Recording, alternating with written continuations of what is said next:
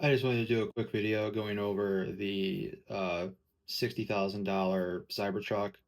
By the time this video comes out, the price has gone up by 10 grand, and it's like almost $70,000 now for that same trim level.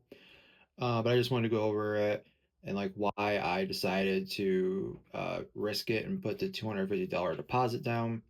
By the time I did it, it said that the orders would not come out until next April of 2027.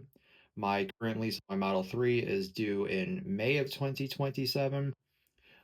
So that's one of the reasons why. Another reason why is I wanted to lock in the price.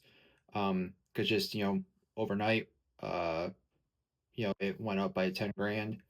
Um, and I think the price was good for 59,000, 60,000. With what you're losing compared to the premium one. For me personally, like the biggest thing is just the sound system.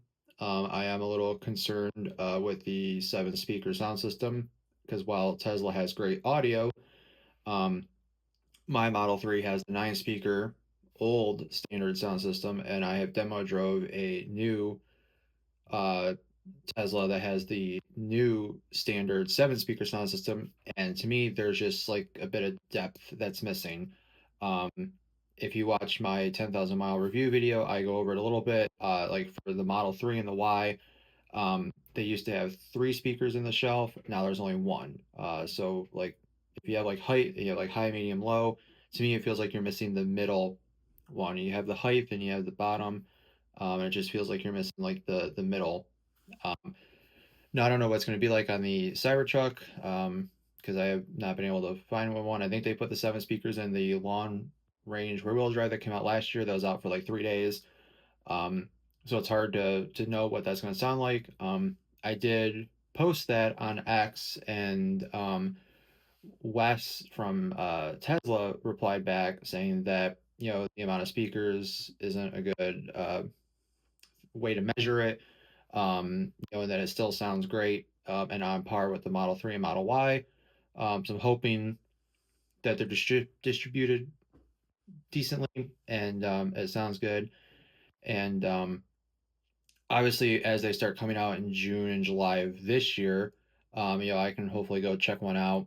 And if I find out that the sound is just too bad, then from what I understand, Tesla will let me take the $250 deposit I put down and I can move that to another one. So, originally I was looking to get a Y next time. But with this deal that came up and the time frame and all that, I just said like I risk it.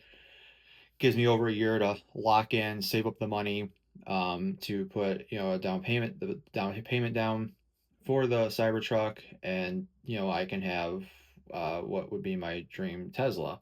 Um, Albeit a watered down version of it. But it still has all the core functionality there. It still has the light bar in the front. From what I understand, it doesn't have the light bar in the back, but it still has a tonneau cover, the down tailgate. It doesn't have the air suspension, which is whatever. I've never had a car with air suspension, so I don't know what I'm missing because I've never had it. Um, I previously had a truck, and I have family members that have had trucks. So for me, I'm used to just the coil suspension type stuff.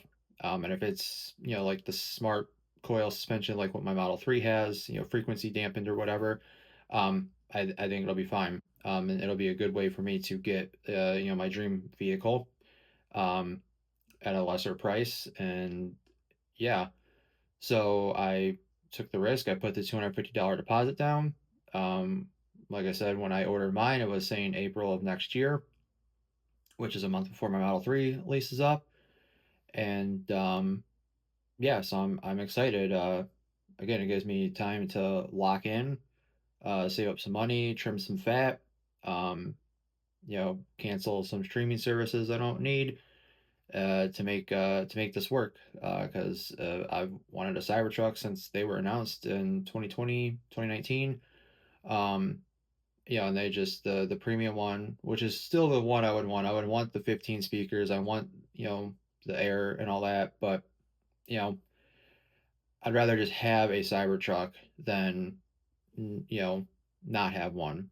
Um, so yeah, I pre-ordered it.